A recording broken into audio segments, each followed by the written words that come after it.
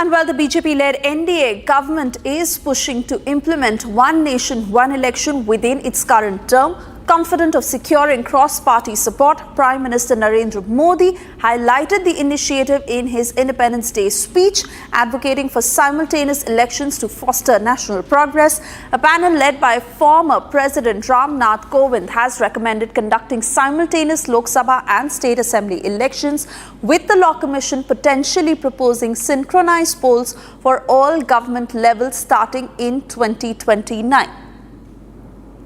Let me cut across to Harsha, who joins us live with more details. Harsha, while we gather this from top government sources, point also is that there is a lot of curiosity to how soon it can be implemented, and most importantly, whether support will come in from the opposition.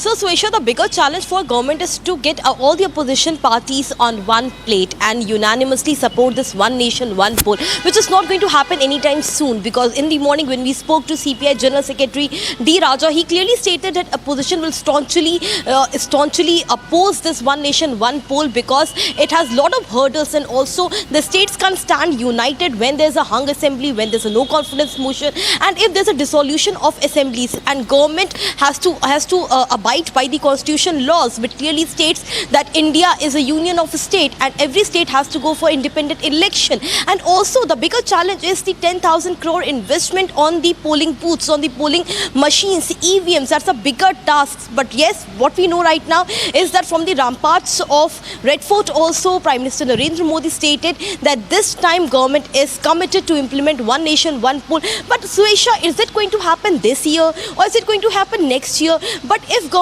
is committed to implement it, but anyhow it should get implemented before 2029, and the states which will be going for election near to 2029, their assemblies will be dissolved 1 year, or we can say 6 months before, and the Lok Sabha, State Assembly and the Panchayat election, the local body election, will be conducted together. But yes, there are a lot of hurdle to speak to the states where the opposition is ruling right now. If we talk about Karnataka, Himachal, Tamil Nadu and also Telangana, these are the states where the oppositions are there, and to speak to them is a bigger task. But Ram Nath Kovind led panel has already submitted its report to government, and in that report it clearly states that if there's a hung assembly and no confidence motion, all states will have to come united, and near future this doesn't seems to be happening as far as the opposition states are concerned. So I have to wait and watch exactly what is going to be the date when the one nation, one poll will be implemented. Back to you. Oh yes, absolutely, Harsha. While it's not going to be an easy task to achieve, fact is that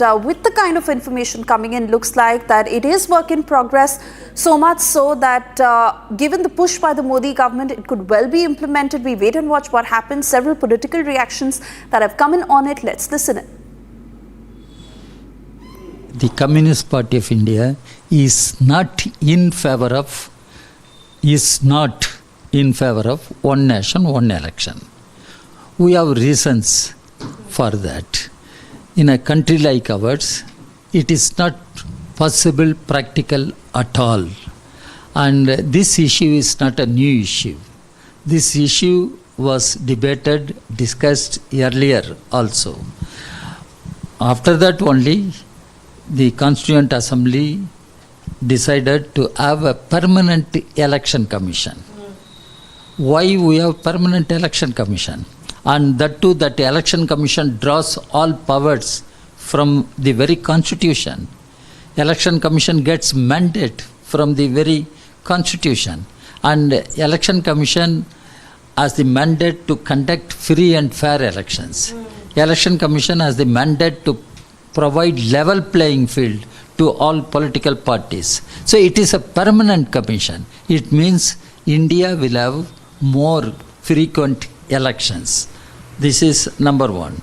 Number two, Indian constitution makes it clear India is union of states. State legislative assemblies are there and parliament is there.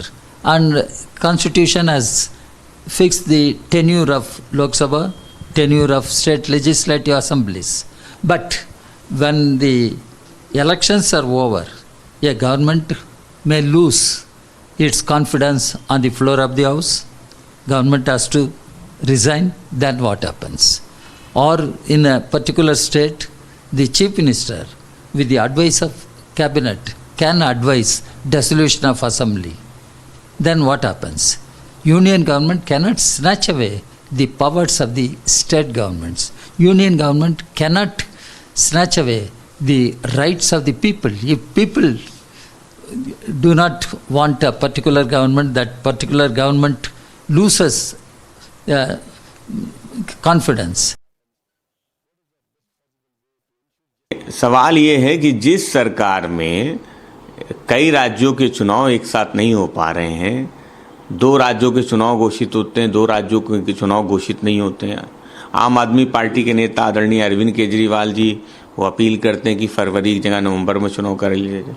तो Bharatiya Janata party केवल राजनीतिक नफ़ा नुकसान को देख के चुनाव की बात करती है, 1 नेशन 1 इलेक्शन की बात करती है, और ये सब मुहावरे हैं भारतीय जनता पार्टी के।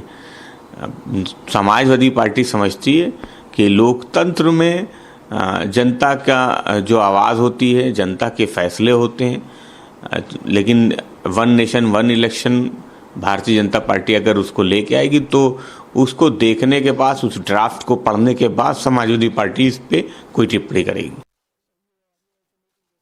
मैं सिर्फ इतना कह सकता हूँ, भाजपा जो चारों तरफ से घिर गई है, सरकार महंगाई, बेरोजगारी, जाति जनगणना, देश के सामने बढ़ता हुआ चारों तरफ से एक माहौल, इससे ध्यान हटाने के लिए एक फिजूल की एक्सरसाइज कर रही है।